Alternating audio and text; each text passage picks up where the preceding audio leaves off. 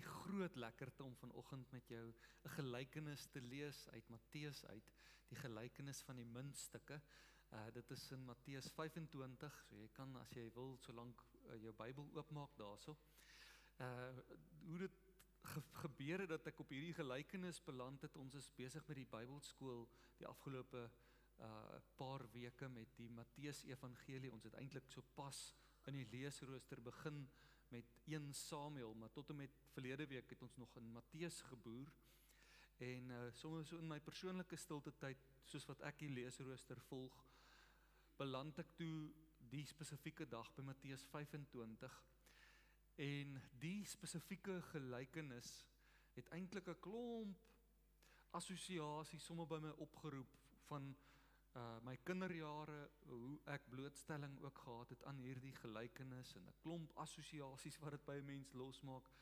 En moet ek sê, mag ek sê, nie positiewe assosiasies nie. Ek het so al vir 'n weerstand met hierdie gelykenis.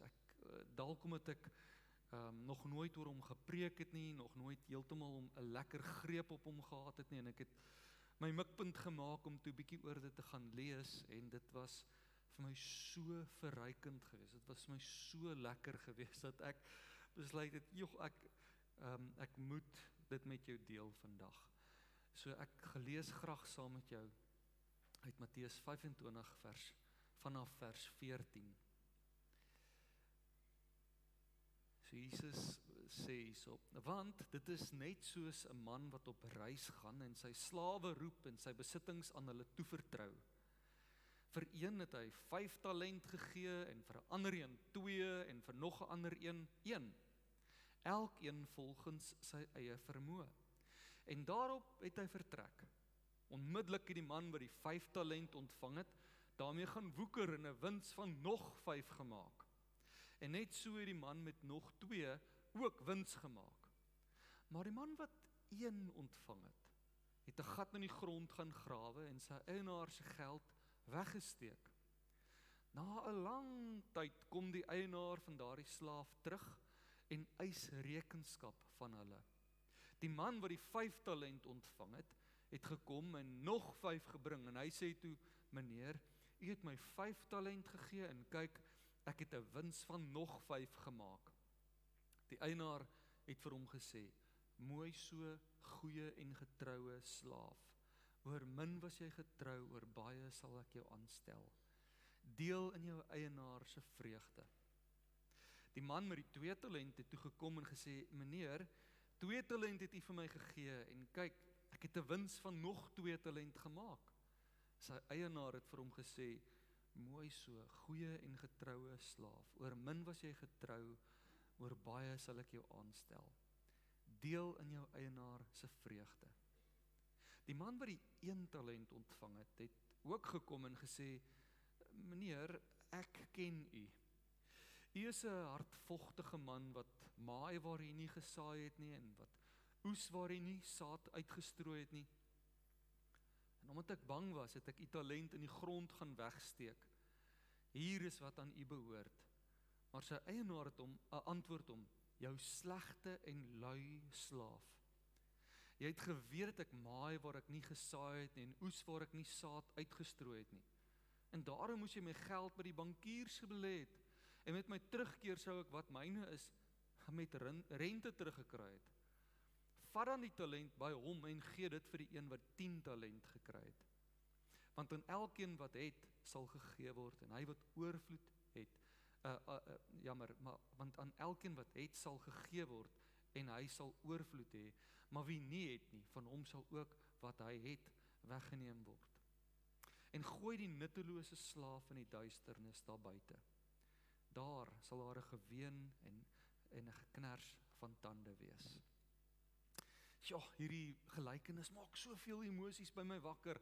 Ek dink in 'n baie vormende tyd van my eie verhouding met die Here, as jong seun, dink ek ego hierdie uitspraak van die meester aan die slaaf, iets van my eie grootste begeerte tot vandag toe nog, as ek eendag net kan hoor by die Here, mooi so, goeie en getroue diensknegt. Dit sal vir my dit sal vir my hemels wees, as ek dit by die Here kan hoor.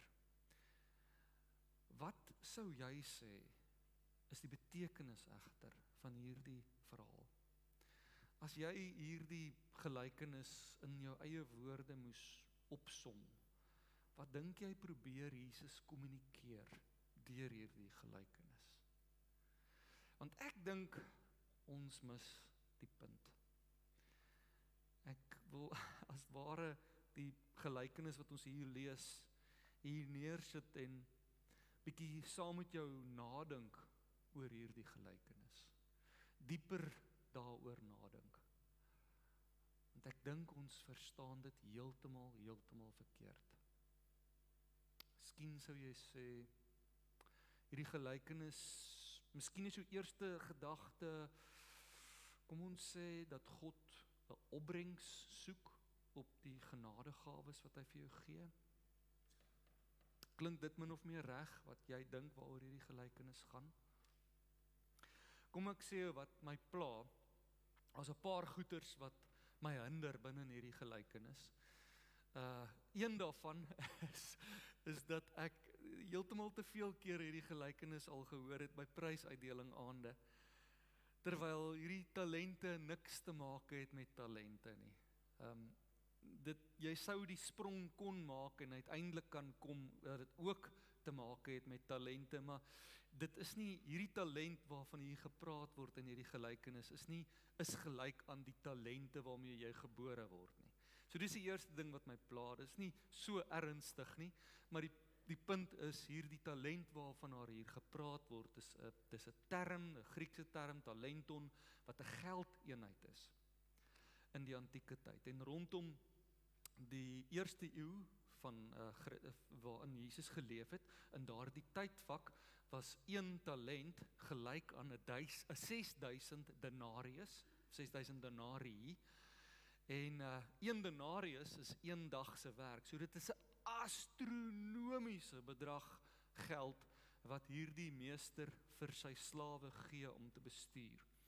So as jy byvoorbeeld die som sou maak en jy sê as iemand rolweg 300 dae per jaar sou werk, is die ou wat 5 talente ontvang 30.000 denarii. Dis 'n 100 jaar se salaris. Imagine dit. Ek meen in ons droom van as jy die lotto wen en jy wen 2 miljoen. Dit is klein geld. 2 talente is 12.000 denarii, dis 40 jaar se salaris, dis soos 'n hele leeftyd.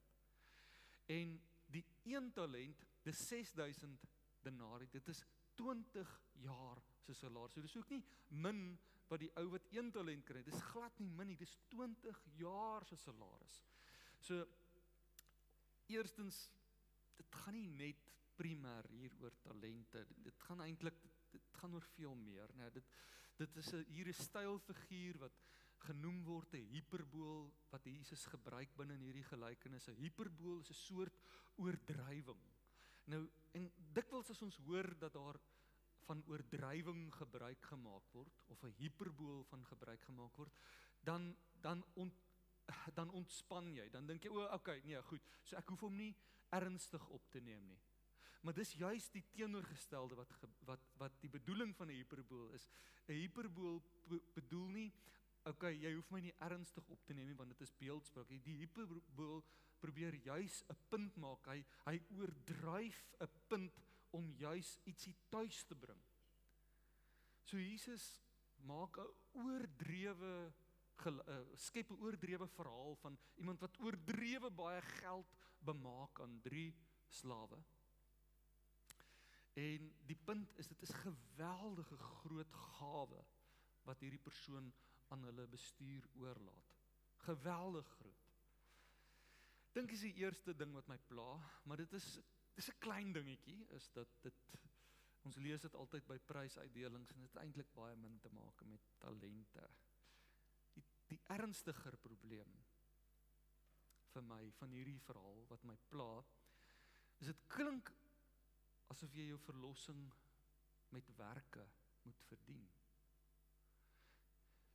Veral as jy lees hierso, na 'n lang tyd kom die eienaar van daardie slawe terug en eis rekenskap van hulle, en dan is die gevolg, die ding wat uitspeel, die konsekwensie op die ou einde, is dat hy daardie laaste slaaf uitgooi in wat duidelik dan die verhaal dan sy beeldspraak verloor, en dan duidelik vir ons word, dit gaan oor die hel hier. So nou begin dit vir ons 'n probleem skep. Ek meen, ons glo jy word gered vanuit genade uit, en hierso wil dit vir jou so lyk, nou raak die water troebel. Nou wil dit vir jou lyk asof hierdie verhaal sin speel daarop dat jy jou verlossing moet verdien met goeie werke om vir God 'n opbrengs te gee. Is dit wat ons sê wat hierdie verhaal beteken? Die derde ding wat my pla, en dis die ernstigste van die lot. Dis die moeilikste een van hulle almal. Die derde ding wat my pla is dat die karakterbeskrywing van die meester pas meer by Satan as by Jesus. Die derde slaaf beskryf sy meester: Meneer, ek ken u, u is 'n hardvogtige man wat maai waar hy nie gesaai het nie, wat oes waar hy nie saad uitgestrooi het nie. Hardvogtig beteken om sonder genade te wees. Is dit hoe jy Jesus ken? Hy sê, wat maai waar u nie gesaai het nie. Dis oneerlik. Is dit hoe ons Jesus ken? Iemand sonder genade, iemand wat hom verryk ten koste van ander, iemand wat oneerlik leef? Die karakterbeskrywing wat ons vind in die mond van hierdie derde slaaf, pas meer by 'n karakterbeskrywing oor die bose as oor Jesus. En nou hoop ek, is die gelykenis al vir jou regtig troebel, die water troebel, dat jy skielik self ook onseker is, of ons hierdie gelykenis regtig korrek verstaan. So kom ons praat so 'n bietjie oor gelykenisse, hoe interpreteer ons 'n gelykenis? Ons het gesê, miskien beteken hierdie gelykenis soms so oënskynlik op die oog af eerste gevoel, dat God opbrengs soek op die gawes wat hy vir jou gee,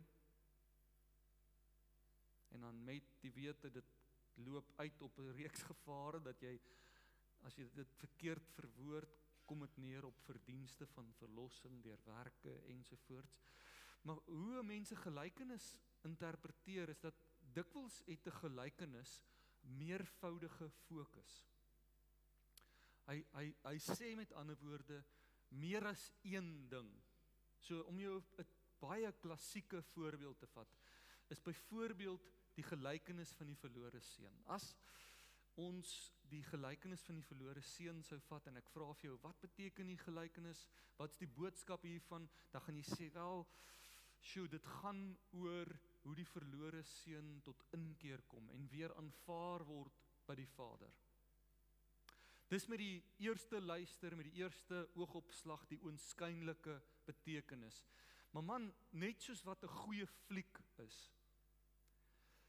'n Goeie fliek, as jy 'n goeie fliek gaan kyk, hoop ek, gebeur dit met jou ook, dat jy na die tyd weer dink aan die fliek, goed wat gebeur het. Slegte flieks doen dit nie met ons nie, maar goeie flieks, na die tyd dink jy, ja, onthou jy toe dit gebeur het, dit was nogal ontstellend, of dit was 'n mooi moment. En net soos 'n goeie fliek jou nie los nie, dat dit by jou bly, net so is Jesus se gelykenisse, hou dit aan maal en boer binne in jou. En hoe meer jy dink oor Jesus se gelykenisse, hoe meer dink jy, maar ek wonder of ek hom reg verstaan. Want ook in die gelykenis van die verlore seun, besef jy, maar eintlik hou die gelykenis mos nou nie op daar waar die verlore seun tot inkeer kom en genade ontvang nie. Eintlik is daar 'n sekondêre boodskap. Dit gaan ook oor die ouer broer se reaksie op die genade wat hierdie jonger verlore seun kry van sy pa, so die genade wat hy ontvang.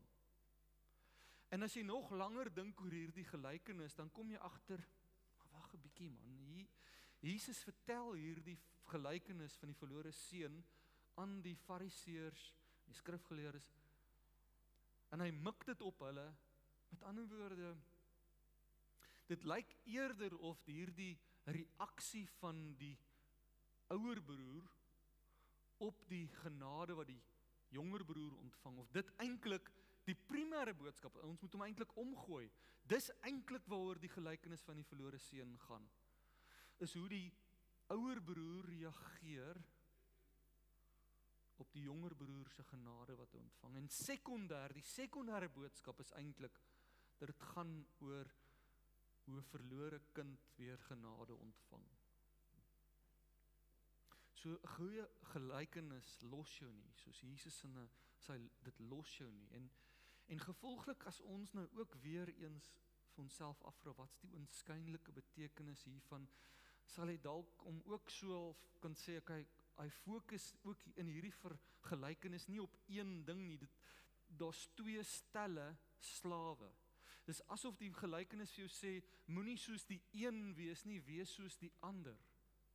Iets in daai lyn, so miskien sou jy jouself verwoord om te sê dat hierdie oënskynlike betekenis van hierdie verhaal is om te sê, kom ons vat die vorm van die verlore seun, daar 'n primêre en 'n sekondêre betekenis is, dan sê God soek 'n wins, of hy soek 'n opbrengs op die gawes wat hy vir jou gee. En wat my baie pla, wat maak ons dan van die derde slaaf? Want die implikasie van hierdie interpretasie is, jy durf nie misluk nie. Is dit wat ons mekaar sê, wat hierdie boodskap is van hierdie gelykenis? Wie van ons het nog nooit misluk nie?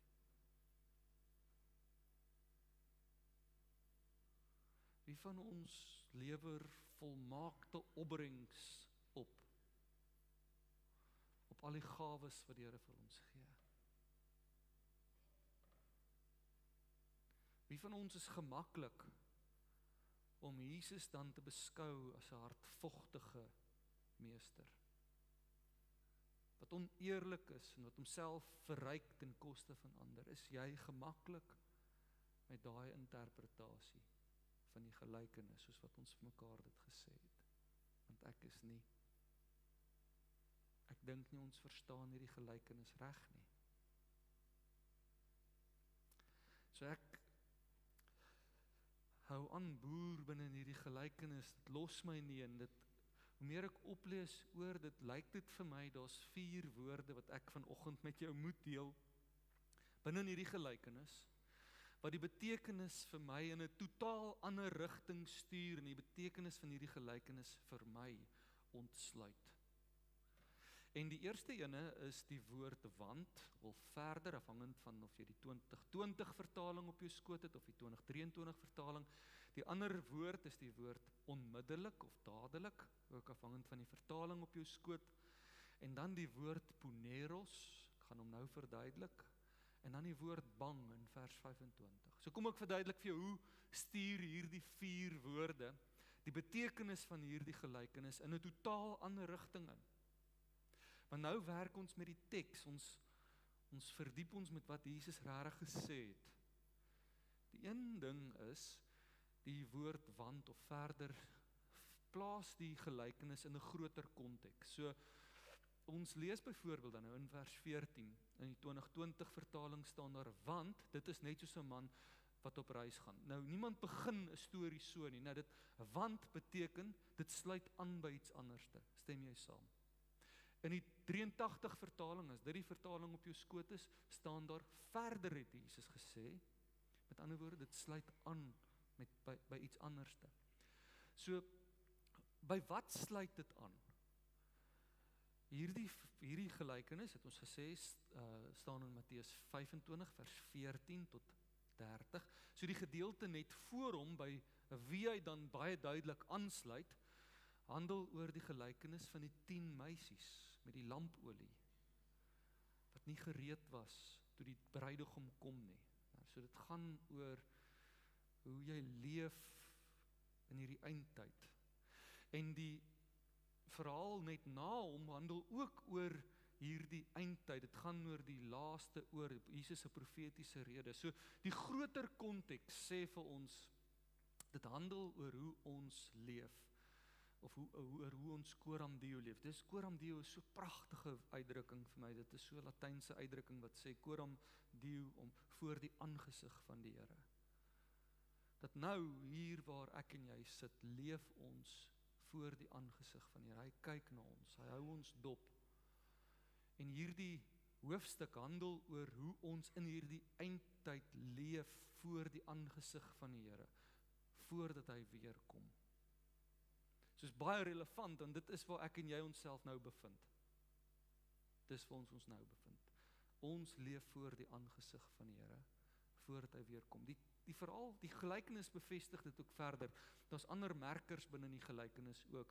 Byvoorbeeld, Jesus sê, na 'n lang tyd kom die eienaar van die slawe toe terug. Asof Jesus hulle wou voorberei dat sy wederkoms, sy parousia, nie dadelik gaan plaasvind nie, dit gaan lank wees.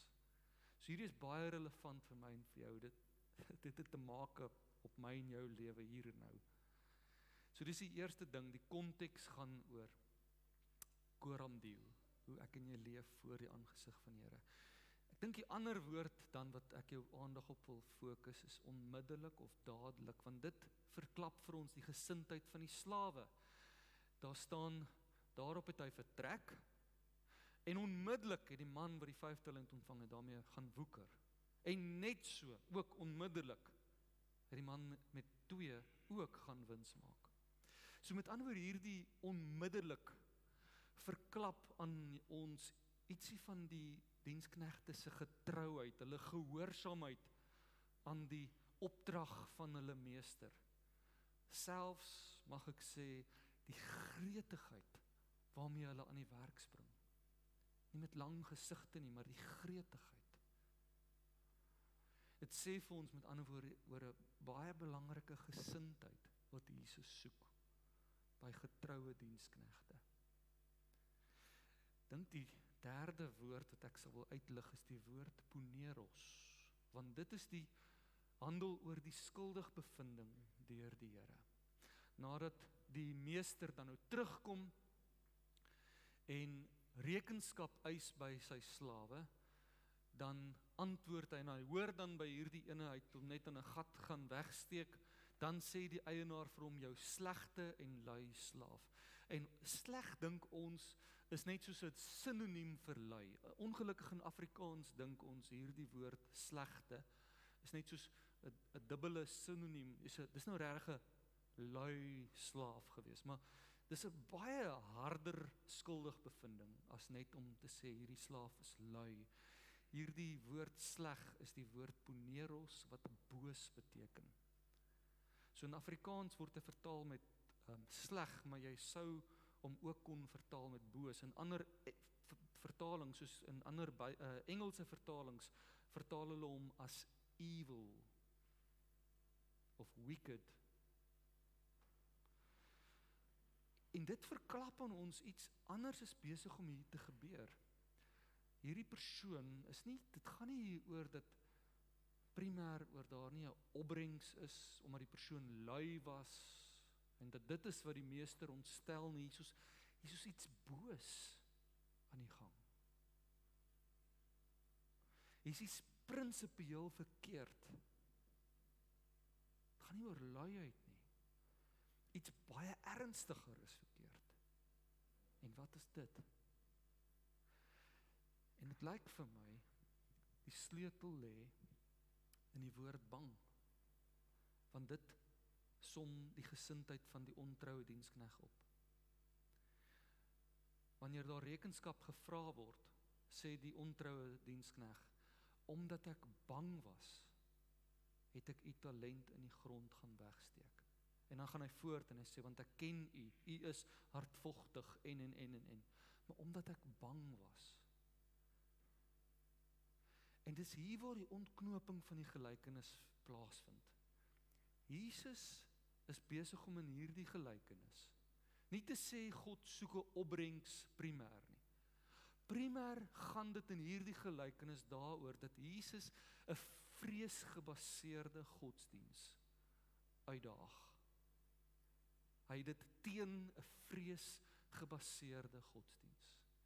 Die dienaar se drogbeeld van sy meester verlam hom.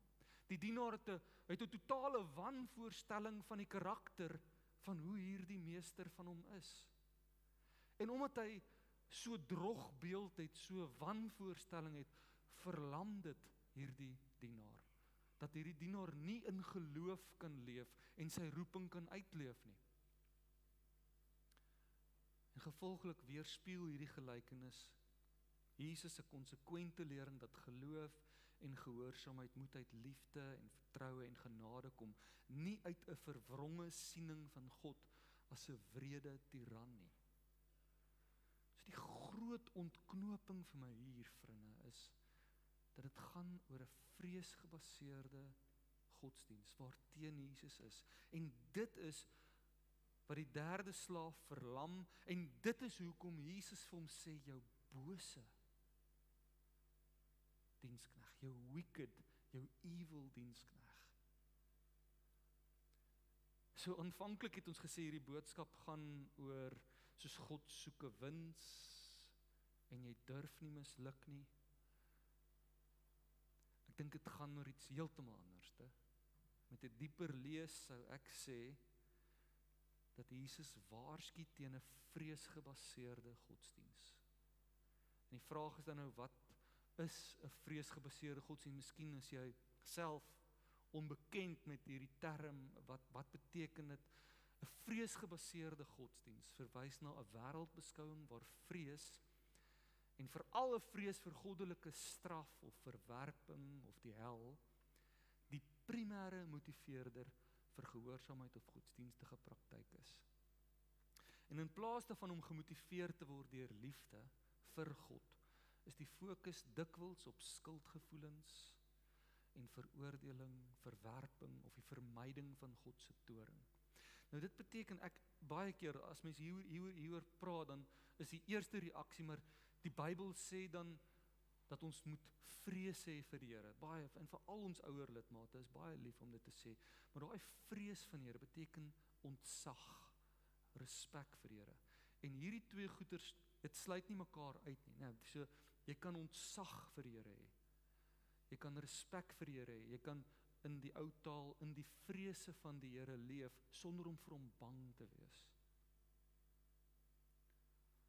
Dis iets heeltemal anderste. Waar ons bang is vir God, raak dit 'n teelaarde vir manipulering en verwronge drogbeelde oor hoe God is en lei dit tot geestelike angs. In praktyk kristalliseer dit uit op 'n klomp maniere in jou lewe. Eerstens natuurlik, redding vind plaas deur 'n vrees vir die hel. Jy gee nie jou lewe aan Jesus omdat jy lief is vir hom nie, maar omdat jy nie wil hel toe gaan nie. Wettisisme word vermom as heiligheid. So jy beklemtoon 'n oormatige hoeveelheid reëls onderhouding, en jou doel wat jy daarmee wil bereik is nie primêr dat dit heiligmaking bewerk nie, maar sodat jy net nie gediskwalifiseer word op 'n manier of 'n afkeer by God teweegbring nie. Vreesgebaseerde godsdiens is kenmerkend aan 'n voorwaardelike aanvaarding. Geloofsgemeenskappe waar daar vreesgebaseerde godsdiens is kenmerkend daaraan dat hulle inherente boodskap, hulle implisiete boodskap in daai geloofsgemeenskap is jy beter konformeer, jy beter inpas by hoe ons dink en doen anderste, loop jy op dun ys by God. Ja, mag jy nooit so voel. Mag jy nooit so voel dat jy moet konformeer en inpas, anders is jy gevolglik uit by God nie. Vreesgebaseerde godsdienste het 'n prestasiegebaseerde spiritualiteit. Gelowiges voel konstant angs oor die feit dat hulle nie genoeg doen nie. Is dit jy? Voel jy 'n angs omdat jy nie genoeg bid nie? Voel jy 'n angs of 'n skuldgevoel omdat jy nie genoeg getuig nie of nie genoeg Bybel lees nie, en gevolglik het God nooit eintlik 'n welbehae in jou nie, het God eintlik 'n afkeer in jou?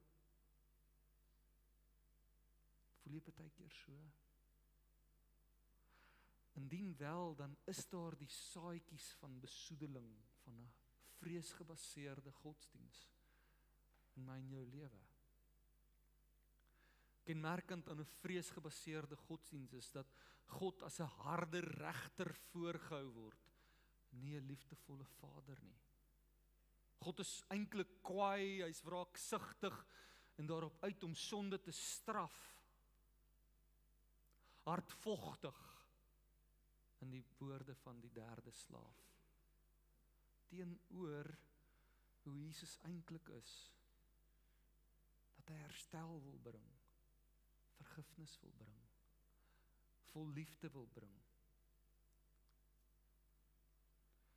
So primêr sou ek sê, gaan hierdie verhaal, ook soos in die verhaal van die verlore seun, gaan die gelykenis van die verlore seun begin by die verlore seun en eindig by die ouer broer wat eintlik dan nou 'n weersin het in die genade wat die jonger broer ontvang, en dan word dit die primêre boodskap en die eerste ene word die sekondêre ene. En op soortgelyke manier lyk dit is die samestelling van hierdie gelykenis ook so, die laaste slaaf waarmee ons te make kry, word eintlik die primêre boodskap, 'n waarskuwing teen vreesgebaseerde godsdiens. En die eerste twee slawe word die sekondêre boodskap, naamlik 'n oproep om te leef soos rentmeesters wat met geloof lewe. Want ons hoor nie heeltemal wat hulle gedoen het om te woeker nie. Ons weet net dat daar opbrengs was, maar dit impliseer dat daar risiko geneem is. Die meester se woord aan die derde slaaf was juis, as jy niks kon doen nie, sou dit ten minste beter gewees het om in die bank te sit, as om dit net in 'n gat te grawe. Selfs die bank het 'n bietjie meer opbrengs gelewer. So die ander twee moes iets meer gedoen het. Hulle moes risiko geneem het. Dit impliseer om dit nie veilig te speel nie. Dit impliseer om te waag. Met die wete dat God van ons rentmeesters gaan rekenskap gaan vra. So sekondêr beteken hierdie gelykenis, roep Jesus ons op om as rentmeesters te leef, wat met geloof leef. Dit sluit jou talente in, maar dit sluit baie meer as net jou talente in. So dit sluit jou talente in. Ons kan dit sê, dit is nie verkeerd om te dink, jy mag hierdie gedeelte nooit by 'n prysuitdeling lees nie, maar dit is net meer as net jou talente. Die Here gee aan jou tyd. Die Here gee aan jou middele, besittings. Die Here gee aan jou gawes, ook geestelike gawes. En hy vra van ons om met dit op so 'n manier te leef, dat ons dit nie veilig speel nie. Dat ons waag met dit. So die vraag waar dit my en jou los is, lewe ek 'n lewe waar geloof enigsins nodig is? Lewe jy 'n lewe waar geloof nodig is?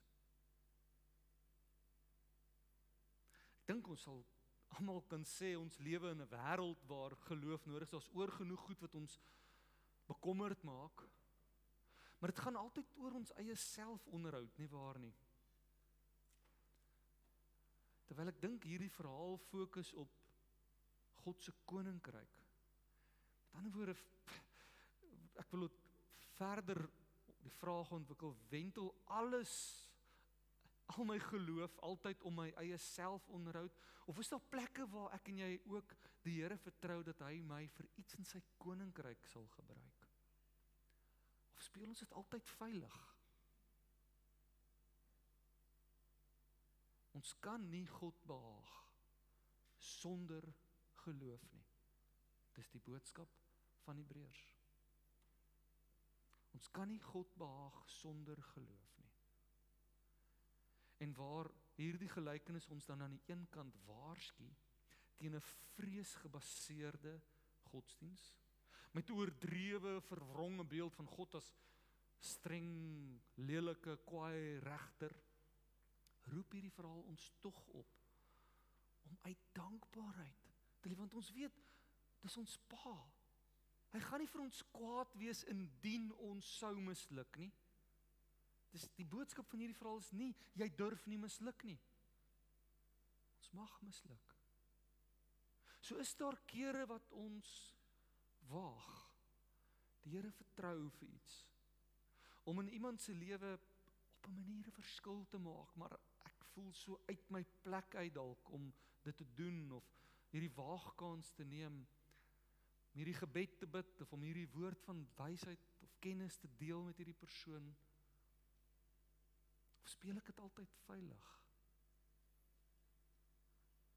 Medegelowige, in hierdie boodskap in hierdie gelykenis is ek meer as ooit oortuig dat die primêre boodskap is Jesus waarsku ons teen 'n vreesgebaseerde godsdiens.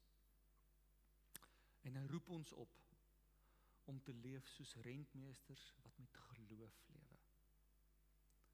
Vandag wil ek afsluit en net vir jou sê, ons meester is nie 'n hardvogtige man nie. Hy is nie oneerlik nie. Dwars deur die Bybel openbaar God homself as barmhartig, genadig, liefdevol. Jesus kom en hy kom verskerp daardie openbaring ook van hoe God is. Hy's 'n liefdevolle Vader. Jy hoef nie daardie drogbeeld mee te leef nie. Dit is foutief. Verplaas dit met dit wat Jesus kom sê hoe God is. En hierdie slaaf het groot vrees en angs gehad toe hy moet gaan rekenskap gee voor hierdie meester van hom, van wie hierdie drogbeeld, en dit het hom verlam, terwyl die boodskap van die Nuwe Testament is dat ons juis met vrymoedigheid kan gaan na sy genade troon toe. Dis ek en jy, want ons is nie meer slawe nie, ons is kinders, en sy Gees wat hy in jou plaas, roep uit, Abba Vader. Jy's vry. Jy's selfs vry om foute te maak. Jy's vry om te waag en soms te misluk. Jou Vader gaan nie vir jou kwaad wees of jou verkwalik nie. Maar jou Vader vra geloof. Of speel ek en jy dit veilig? Begrawe ons alles in 'n gat. Ons tyd, ons middele, ons gawes, ons talente. Kom ons waag. Kom ons lê vertroue aan die dag. Amen. Here, dankie Jesus dat U ons bevry van 'n vreesgebaseerde godsdiens. U is so anderste, Jesus Christus, as enige ander godsdiens waarmee ons al te make gekry het in hierdie lewe. Verhouding met U is so gans anders. So gans anders. Here, dit breek my hart as ek daardie woorde van die laaste slaaf hoor wat sê, omdat ek bang was. En U sê, ware liefde dryf vrees uit. O Here, bevry elkeen van ons van vrees in ons verhouding met U. Asseblief Here, reinig hierdie gemeente, reinig ons van vreesgebaseerde godsdienst. Dis besoedeling, wis dit uit in die naam van Jesus Christus. Here, wek in ons geloof. Vrymoedigheid om te waag. Vrymoedigheid om selfs soms te mag foute maak. Omdat ons U vertrou. Here, help ons om nie veilig te speel nie. Wek in ons geloof. En die wete dat ons wel ook voor 'n regterstoel gaan staan, waar U vir ons gaan vra, wat het ons gedoen met ons talente en ons tyd en ons gawes en ons middele en die mense wat U in ons lewens geplaas het. Ons wil so graag vir U kan antwoord, ek het vertrou, Here. En dan begeer ons om te hoor, uit U eie mond uit, mooi so,